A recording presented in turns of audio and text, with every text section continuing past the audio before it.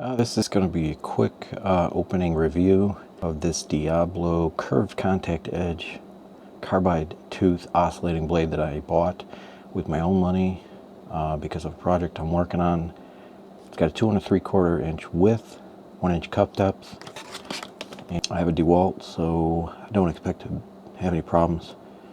$30, but hopefully it's going to last a little bit longer and be able to do what I need to do. So just open it up and see what it's like. Take a look at the edge and then we'll try it out. And let's take a look here.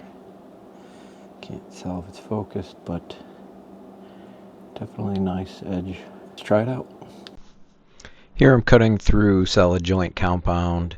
The tub surround to the drywall was packed and I had a hard time getting through with anything else without causing too much damage. Now this may not be everyone's intended purpose.